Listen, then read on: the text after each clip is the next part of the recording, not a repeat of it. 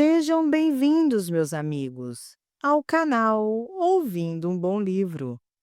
E no vídeo de hoje daremos sequência à leitura do livro Você Nasceu Rico, escrito pelo autor Bob Proctor. Vamos analisar juntos o terceiro capítulo. Tenha uma boa leitura. Vamos começar? Capítulo número 3. O Criador de Imagens.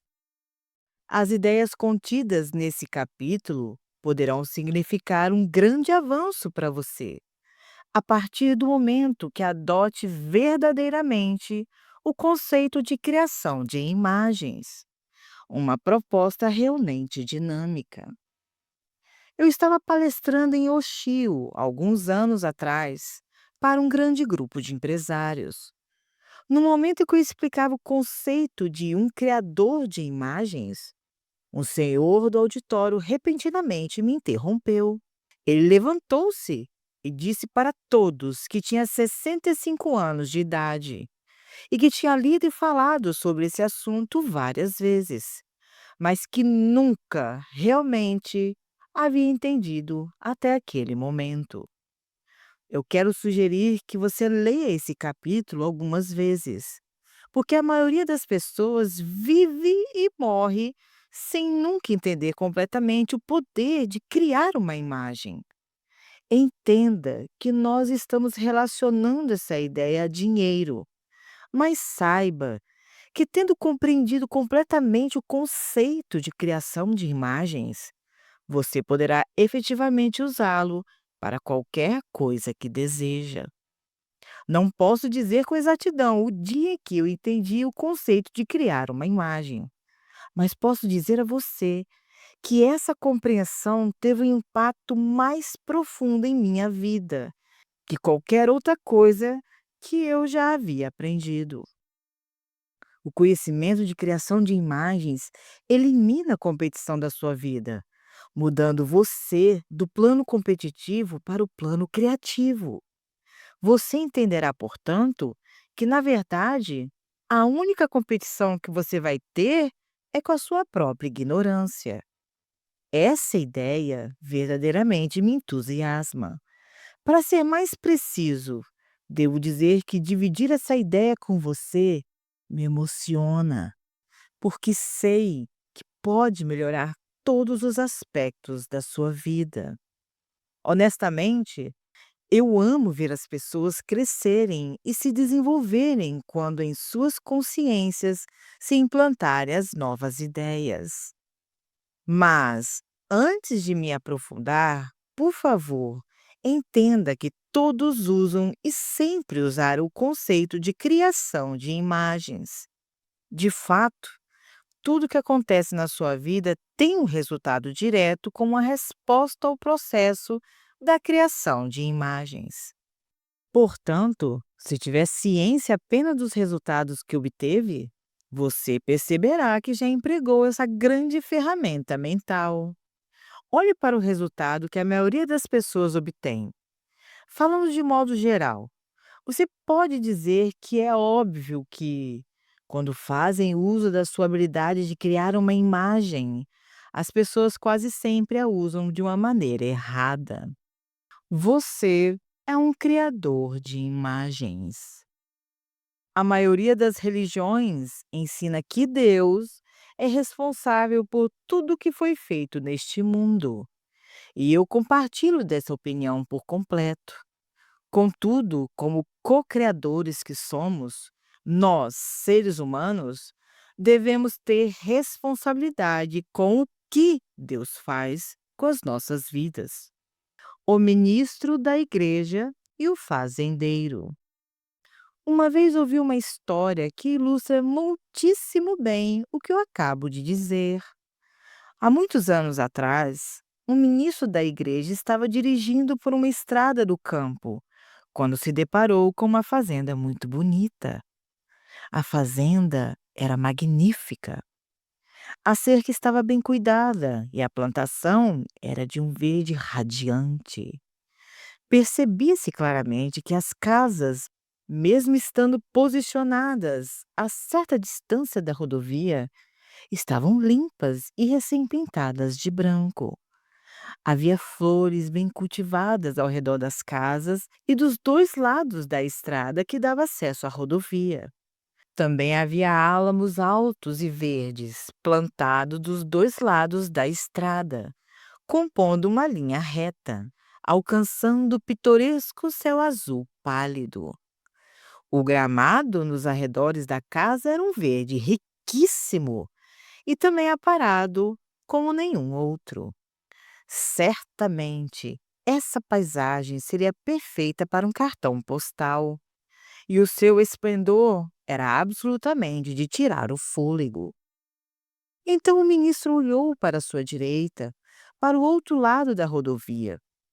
Ali, os campos estavam arados, e a terra era preta, como o ministro nunca havia visto antes. Ele estava admirado de como as trincheiras eram áradas em fileiras, retas como varais de estender roupas.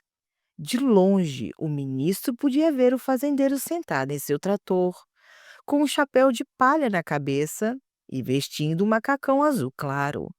Parecia que o fazendeiro estava vindo em direção à rodovia enquanto arava. Como o ministro não estava com pressa, parou no acostamento, saiu do carro e andou até a cerca, onde ficou parado apenas apreciando uma leve brisa, o calor da luz do sol, admirando a beleza da fazenda e a habilidade do fazendeiro de arar as trincheiras. Enquanto o fazendeiro continuava trabalhando, foi em direção à rodovia, onde estava o ministro inclinado sobre a cerca. Então parou o trator, desceu e calmamente começou a andar em direção do ministro. Quando o fazendeiro já se aproximava, o ministro sorriu, ergueu os braços e acenou, dizendo: Meu bom homem, Deus certamente abençoou você com essa bela fazenda. O fazendeiro parou. Tirou do bolso com a sua enorme mão um velho lenço vermelho de bolinhas brancas. Ergueu o braço e limpou o suor da testa chamuscada pelo sol. Ainda sem dizer uma palavra, ele levou a outra mão até a boca e gentilmente tirou um longo pedaço de palha que balançara enquanto ele andava. Ele ficou em silêncio por um momento. Olhou para o ministro e, com uma voz lenta e inalterável, respondeu: Sim, reverendo, o senhor está certo. Deus me abençoou com uma linda fazenda, mas gostaria muito que o senhor a tivesse visto quando ele a tinha toda só para ele. Entenda que imagens são desenhos mentais que são criados a partir de pensamentos, e o magnífico da mente é que ela de fato pode pensar. Assim, você pode interceptar seus pensamentos e criar qualquer imagem que escolher. Agora, brinque com a sua mente por alguns minutos e se torne ciente de como pode visualizar uma foto ou uma imagem após outra na tela da sua mente. É como se estivesse sentado dentro do seu corpo em um grande teatro, onde você é o escritor, produtor e o diretor do filme que está assistindo. Em um maravilhoso livro que li há alguns anos, intitulado A Ciência de Ficar Rico, o ator Wallace de Walter fez a seguinte referência: existe uma substância pensante da qual todas as coisas são feitas, a qual, em seu estado original, permeia, penetra e preenche todos os interpassos do universo. Realmente, esses pensamentos estão em todos os lugares, e nós podemos sintonizar esses pensamentos com a nossa mente e formar qualquer imagem que escolhermos. Fique inteirado dessa verdade. Tudo que nós fazemos é precedido de uma imagem. Primeiro pensamos para formar uma imagem e depois fazemos o trabalho. construindo a primeira cadeira. Considere por um momento como a primeira cadeira foi construída. Não existiam cadeiras, você sabe. Suponho que há muitos anos, quando começamos a nos tornar civilizados, alguém ficou cansado de sentar no chão. Quem quer que seja que tenha sido essa pessoa, ela provavelmente começou a pensar e começou a ver uma imagem na sua mente.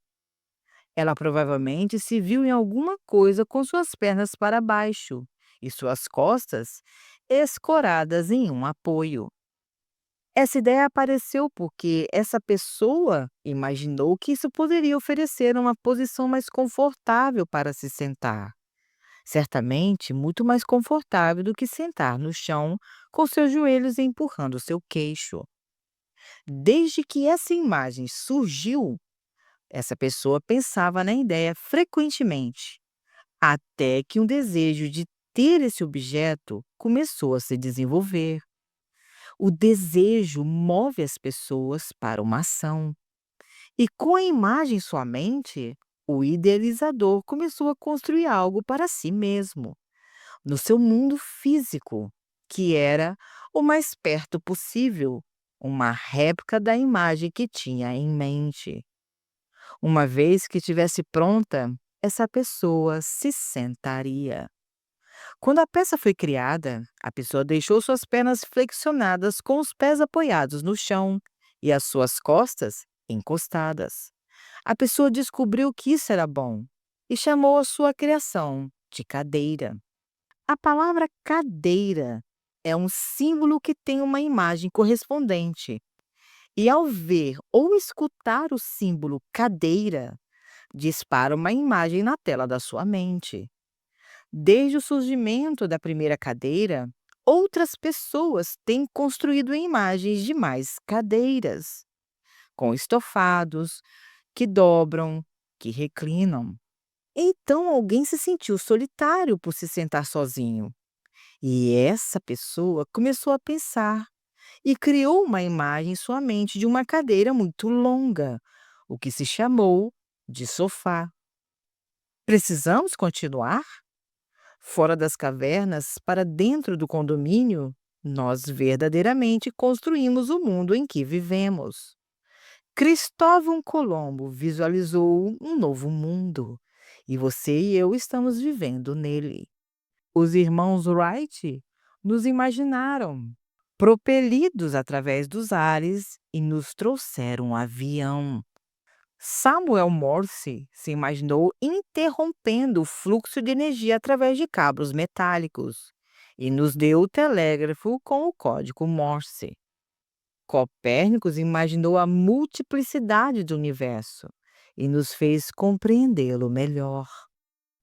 Através dos anos, a história tem gravado os resultados de grandes visionários.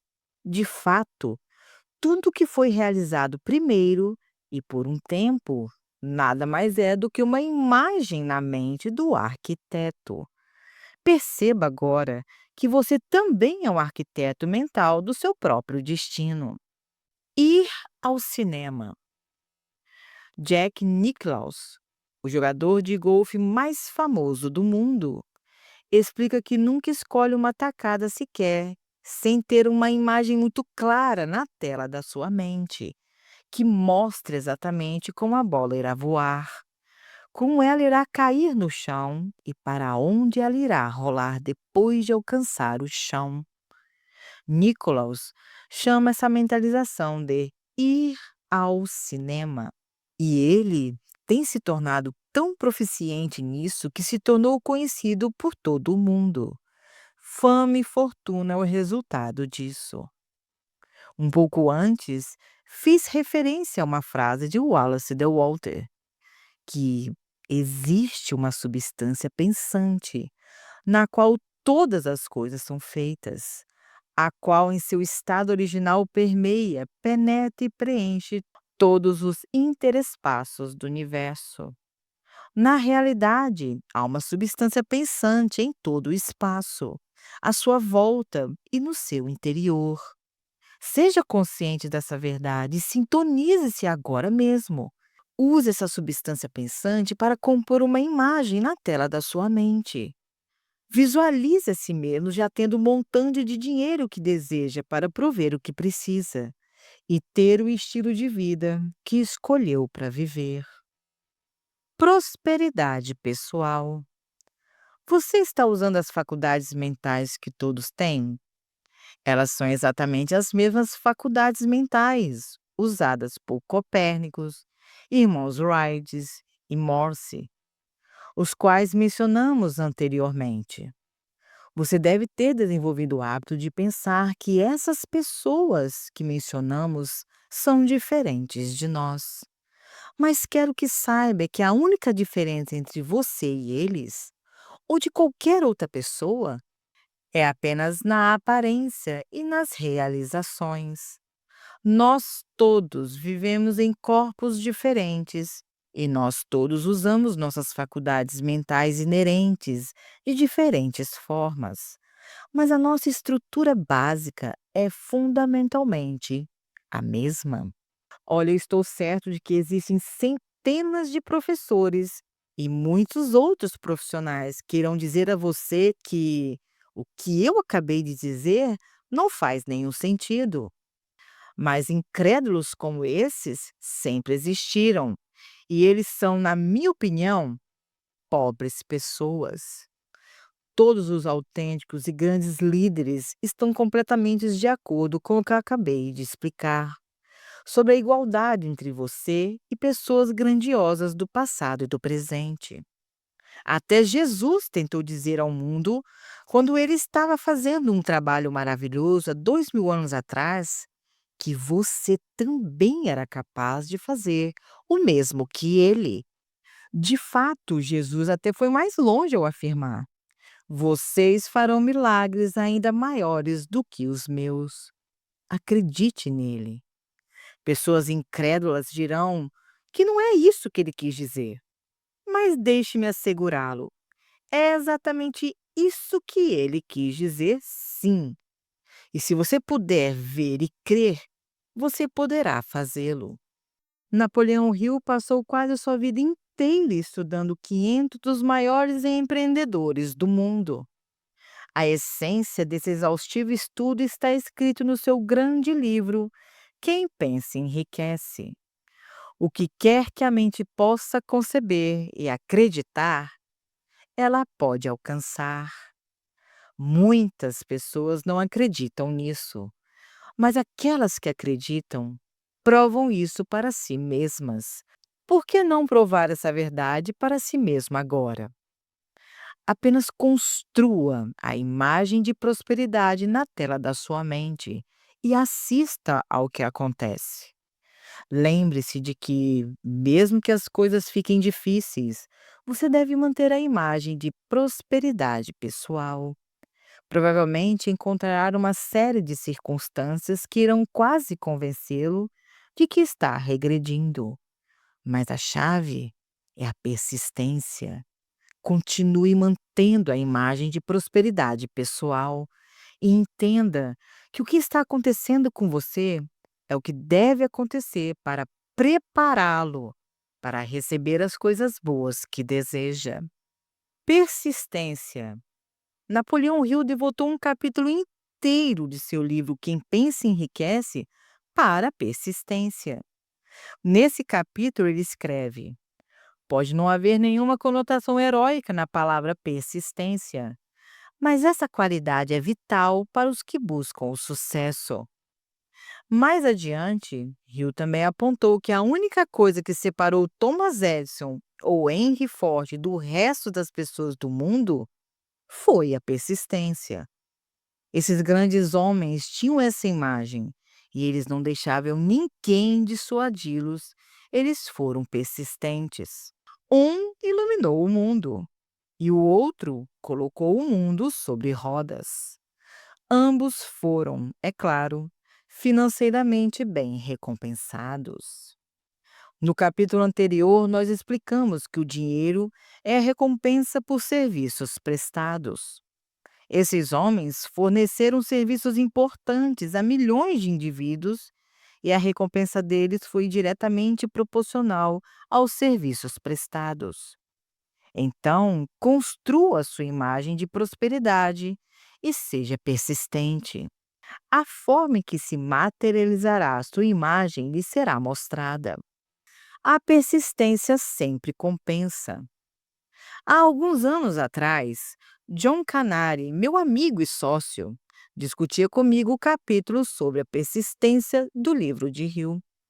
Nós estávamos igualmente impressionados com a importância dessa qualidade e com a necessidade de que as pessoas se desenvolverem caso quisesse alcançar qualquer objetivo significativo. Depois de um tempo, ao fim da nossa discussão, concordamos que deveríamos ler o capítulo sobre a persistência uma vez todos os dias durante 30 dias. Eu não preciso perguntar ao John para saber se esse exercício o ajudou. Eu sei que sim, e o exercício tem certamente me beneficiado em inúmeras ocasiões.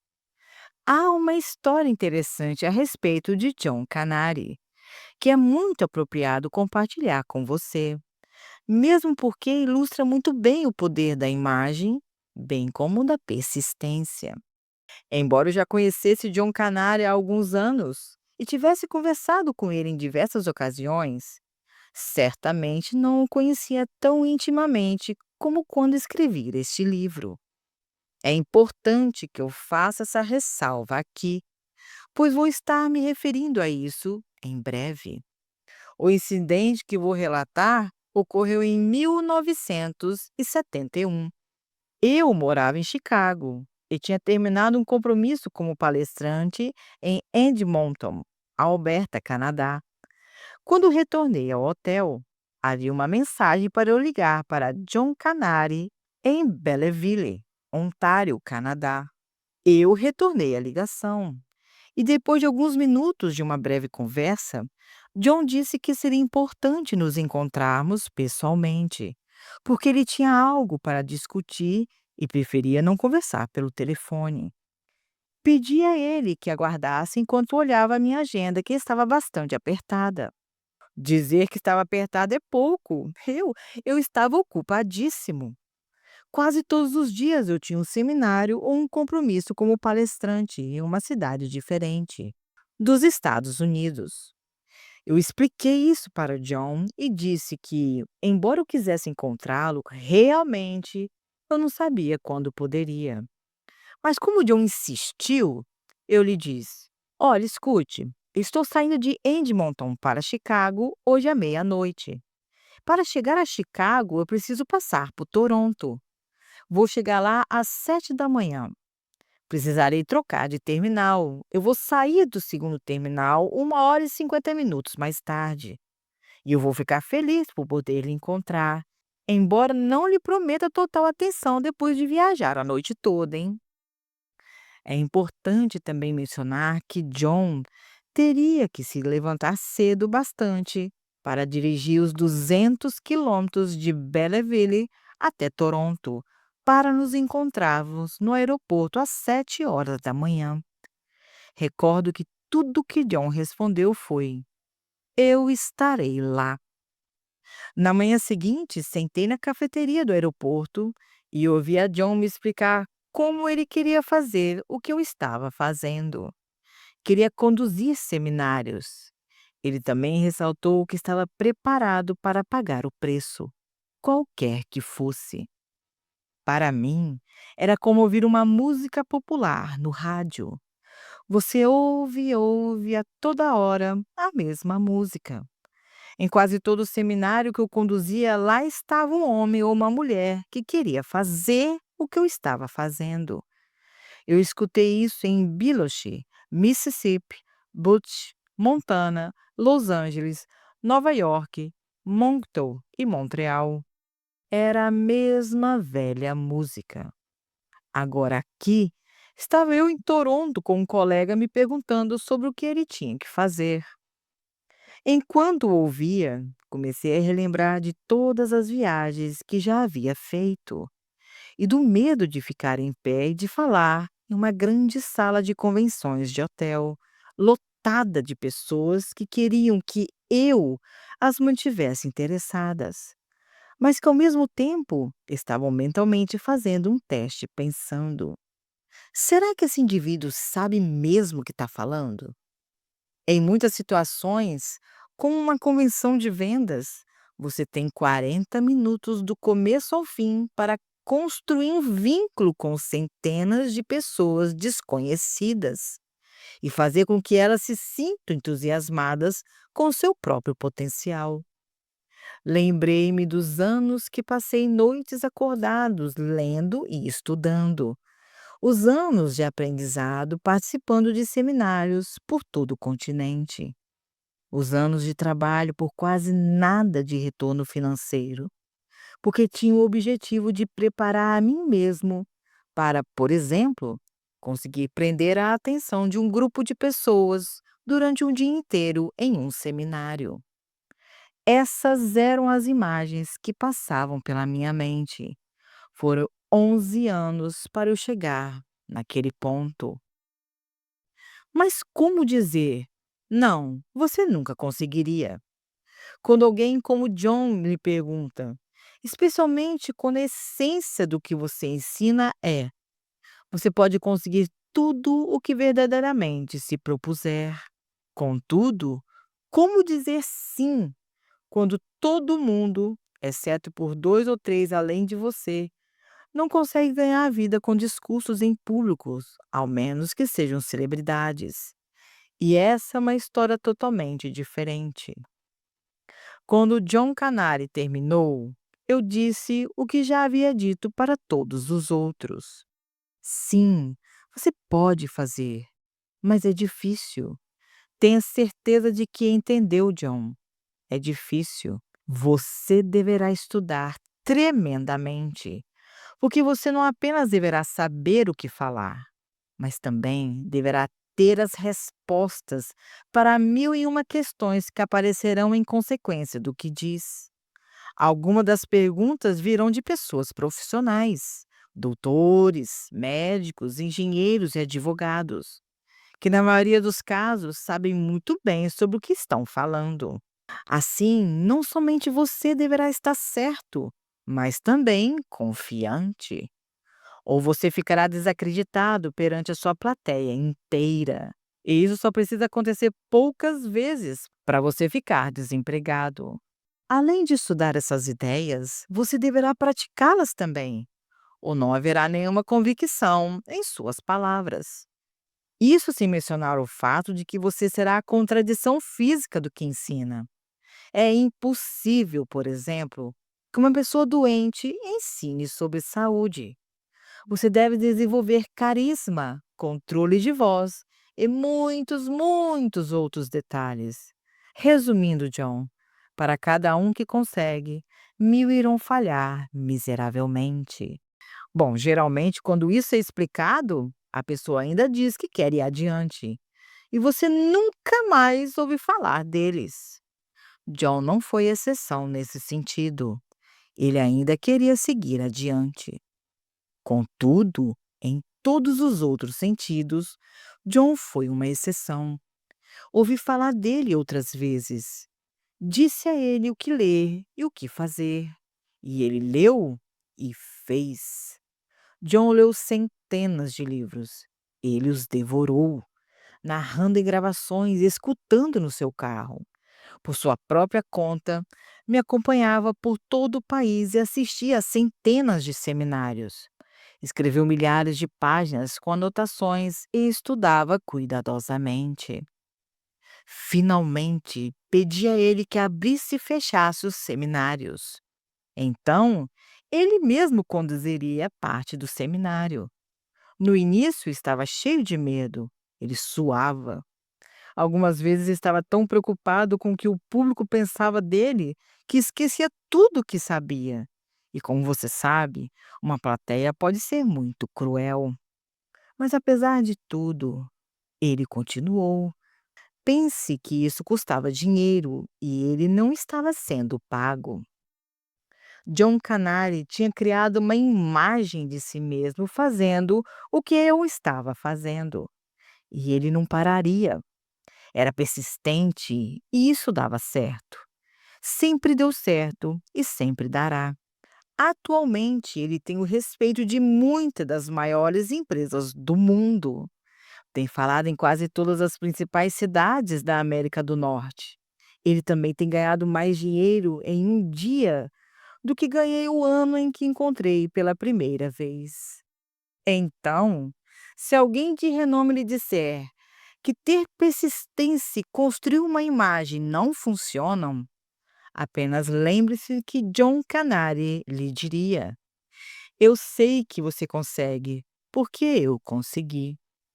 Philip Nacola, o ministro em Santa Ana, Califórnia, narrou um sermão em um domingo com uma ideia similar, que eu felizmente tive a chance de ouvir quando ainda morava lá.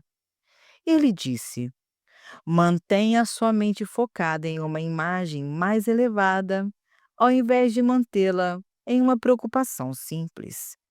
Imagino que isso nem sempre é algo fácil de se fazer, mas com certeza gera bons dividendos às pessoas que conseguem desenvolver essa força mental.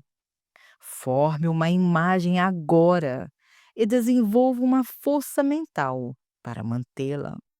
Alguns anos antes da morte de Napoleão Hill, ou Nightingale condensou e narrou Quem Pensa Enriquece em uma longa gravação.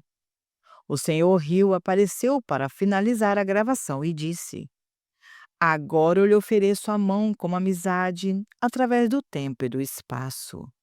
E deixe-me lembrá-lo: não procure por oportunidades à distância, e sim alcance e abrace as oportunidades exatamente onde você está.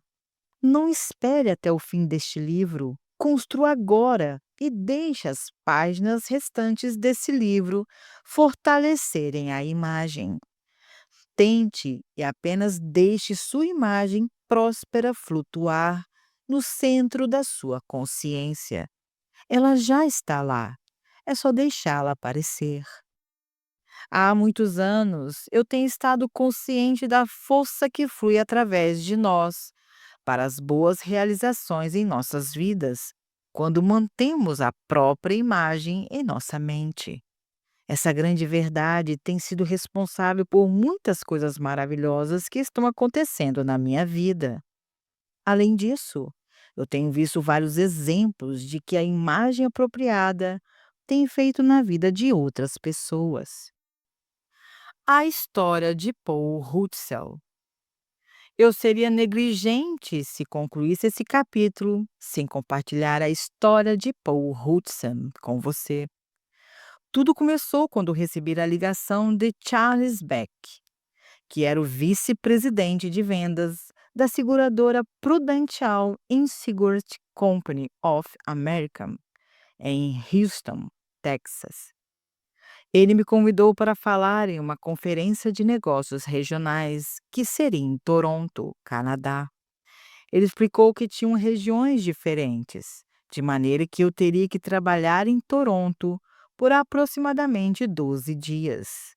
Embora estivesse morando em Los Angeles naquele tempo, Toronto é a minha cidade natal, onde eu cresci. Minha família e meus amigos moram lá. Por isso a ideia me pareceu atraente. Mas perguntei a Charlie quanto tempo eu teria no programa. E ele respondeu por volta de 1 hora. Vale a pena mencionar neste momento que eu ainda não havia aprendido a ensinar alguém em 1 hora. Assim expliquei que se me desse 2 manhãs no programa, para cada região, eu ficaria feliz em fazer o trabalho. Seriam 2 horas e meia para cada manhã. O sotaque do sul de Charlie foi interrompido por uma gargalhada e ele me explicou que nunca havia feito isso em 100 anos de história da companhia. Todos os executivos dessa companhia faziam parte no programa e nunca deram a ninguém tanto tempo assim. Contudo, eu mantive o meu pedido. Dei a ele alguns nomes de outros vice-presidentes da companhia para quem eu tinha trabalhado e sugeri que ele ligasse para eles para entender se a minha ideia tinha fundamento. Assim que desliguei o telefone, relutei. porque eu realmente queria aquele trabalho. Devo admitir que fiquei de alguma forma surpreso quando um dos assistentes de Charlie retornou a ligação para dizer que aceitavam.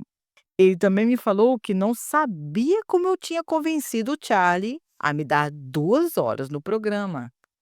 Naquele momento, passou pela minha mente que eu deixaria essas pessoas com algo especial.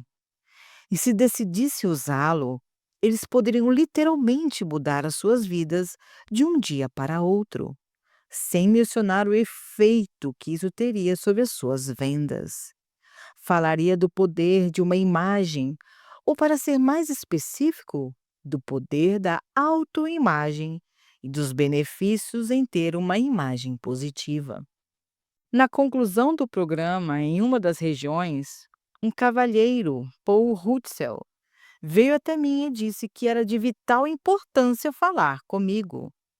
Disse que tinha um problema e acreditava que eu tinha a resposta, pois ele estava impressionado com o que havia dito durante as apresentações do seminário. Havia aproximadamente 200 pessoas em cada uma dessas convenções. E eu expliquei para este homem que muitas daquelas pessoas gostariam de falar comigo, mas eu não teria tempo de conversar com todas individualmente. Também expliquei a ele que tinha outro compromisso e teria que sair imediatamente para estar lá a tempo. Como mesmo assim ele insistiu, eu concordei nos encontrarmos na manhã seguinte para o café da manhã. Posso me lembrar do nosso encontro como se fosse ontem. Logo que nos sentamos, ele começou a falar. Disse que eu precisava falar algo sobre ele e que não queria que eu pensasse que ele estava se vangloriando, mas seria necessário que eu estivesse essa informação. Explicou que era um bom homem, e eu já sabia disso. Podia sentir apenas olhando para ele, e que havia trabalhado em Prudential por mais de 20 anos. Havia estado na gestão por todos esses anos, exceto 2 deles, e concluiu dizendo: "Eu sou um gerente". Comentou ter tido bons registros, bons colegas de trabalho e que era respeitados pelos executivos da companhia. Assim que pronunciou aquelas palavras, Charles Beck e Dick Menhill, vice-presidente de Houston, entraram no café do restaurante. Eles vieram em direção à nossa mesa, parabenizaram Paul, trocaram algumas palavras conosco, então se dirigiu à mesa deles. Paul e eu nos sentamos novamente e retomamos a nossa conversa. Ele disse: "Eles sabem o que dizem." Eu sabia que era verdade e não era um mero elogio. Era sincero o cumprimento que Paul havia recebido daqueles 2 senhores executivos. "Finalmente", ele disse, "agora esse é o meu problema." Eu gerenciava um escritório distrital em Wichita, Kansas, entre as mais de 500 escritórios que a Prudential possuía. O nosso escritório estava em 175º lugar. Não é tão ruim assim. Nada para ficar envergonhado.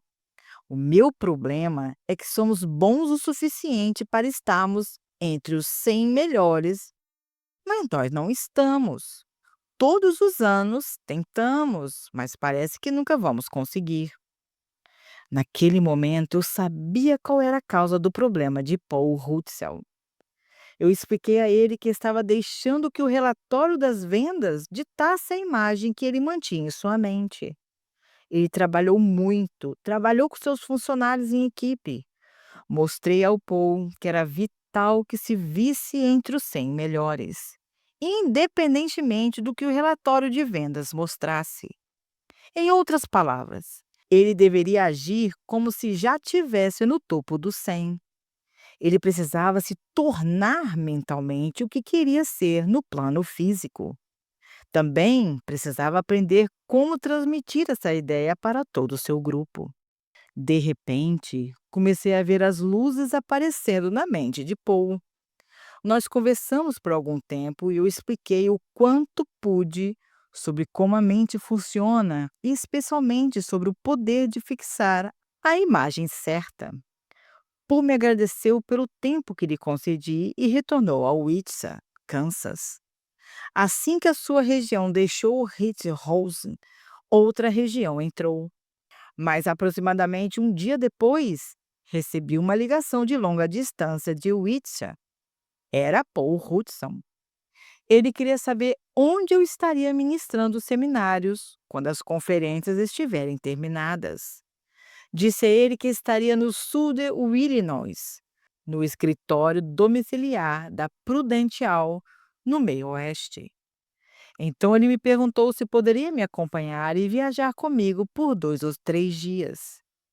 Expliquei a Paul que já havia feito um acordo com Charles Beck para acompanhar a nossa série inteira de seminários por todos os escritórios do Sudoeste. E um dos lugares escolhidos foi a cidade de Paul, Wichita. Entretanto, como não estaríamos lá pelas próximas 6 semanas, ele decidiu nos acompanhar imediatamente. Por sua própria conta, voou 960 quilômetros para estar 3 dias comigo. Nós estivemos juntos de Lindenfeld a LaSalle, Illinois. Passamos horas conversando enquanto viajávamos de uma cidade para outra. Ele assistia aos seminários e fazia várias anotações o dia inteiro. À noite, passamos mais horas conversando. Finalmente, Paul retornou ao Wichita e começou a aplicar essas ideias. Especificamente, ele começou a trabalhar com a imagem apropriada. E, como resultado, as vendas começaram a subir.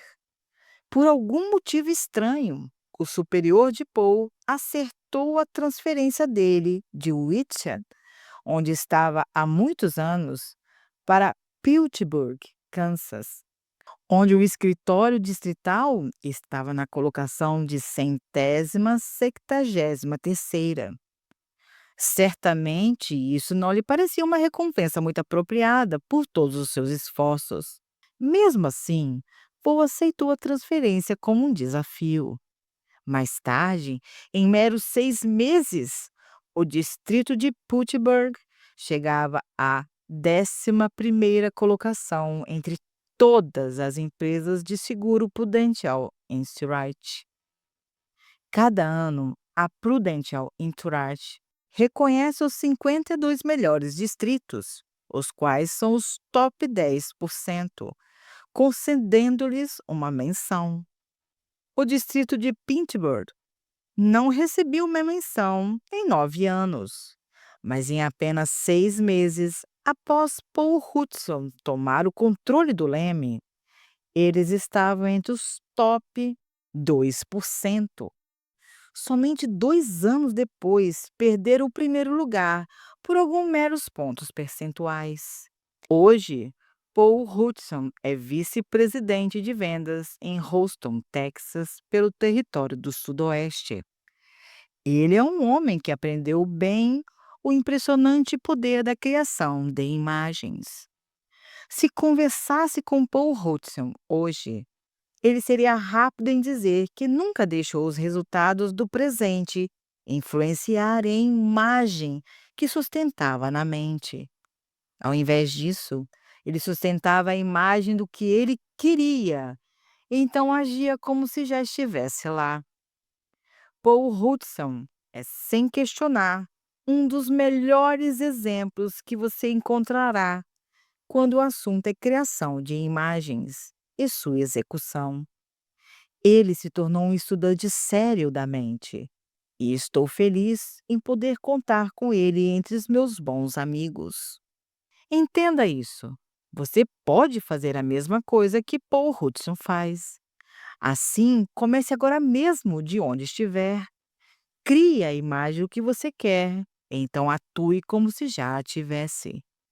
Expressando um pouco diferente, atue como a pessoa que você quer se tornar.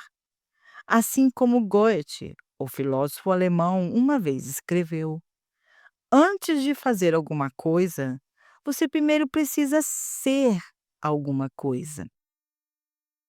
Quando terminar este capítulo, feche o livro e fique bem relaxado. Deixe energias criativas encherem a sua mente e então a molde em uma imagem sua, em um estado muito mais abundante de vida. Veja-se já possuindo o que você anteriormente apenas sonhava. Torne-se extremamente consciente da verdade de que todo o seu ser está cheio das substâncias originais que formam todas as coisas e que também está cercado por elas. Assim, além de ler páginas e mais páginas do livro, você deve agir através das sugestões que tenho lhe dado. Na introdução deste livro, e novamente no primeiro capítulo, nós enfatizamos que nenhuma quantidade de leitura ou memorização irá fazê-lo bem-sucedido na vida. É a compreensão e a aplicação de ideias inteligentes que contam. Compreender e aplicar são as chaves que irão abrir as portas de uma vida verdadeiramente abundante. Seria muito tentador para você virar de uma página ou de uma ideia para outra pensando: eu sei isso, eu sei aquilo. Contudo, deixe-me lembrá-lo de que não faz diferença se você pode mecanicamente repetir corretamente esses conceitos. Se você não testemunhar o bem do seu desejo em sua própria vida, simplesmente não entenderá o poder e ainda a necessidade de agir nessas ideias. Assim, faça isso agora mesmo, nesse mesmo minuto. Construa uma imagem na sua mente de você já possuindo a prosperidade que deseja. Escreva uma breve descrição da sua imagem em um cartão.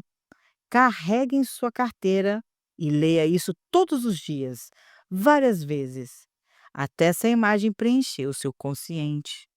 Comece a sua anotação com: estou tão feliz e grato agora que me vejo com, e complete todo o seu cartão com as suas ideias de prosperidade. Bem, meus amigos, termina aqui o terceiro capítulo do livro Você Nasceu Rico, escrito pelo autor Bob Proctor. E se você gostou desse vídeo, se inscreva nesse canal, curta, compartilhe com seus amigos e familiares, para que mais pessoas possam ouvir um bom livro. E no mais, muito obrigada. Fique com Deus e até a próxima. Beijos.